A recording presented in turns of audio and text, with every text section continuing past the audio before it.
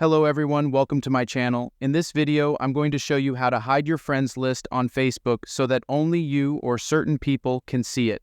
This is a useful feature if you want to protect your privacy and prevent strangers or unwanted people from viewing your friends. Step 1. Open the Facebook app on your phone or browser. After that, tap on your profile picture at the upper right corner. Step 2. Then tap on the settings icon at the top right corner, just below your profile picture, and then scroll down. After that, in the Audience and Visibility section, you will see the How People Find and Contact You option. Step 3. Just click on this option. Next, you will see the Public option just beside Who Can See Your Friends list.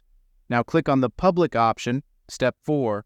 Then you will see a list of options to choose from, such as Public, Friends, Only Me, Custom, etc. Tap on the option that suits your preference. For example, if you want to hide your friends list from everyone, tap on Only Me. Congratulations, you've successfully hid your Facebook friends list. But what if you've decided to make your friends list visible again? Don't worry, just watch this video to unhide your friends list. Thank you for watching this tutorial. If you found this video helpful, please don't forget to like and subscribe to my channel. Stay safe and enjoy. See you in the next video.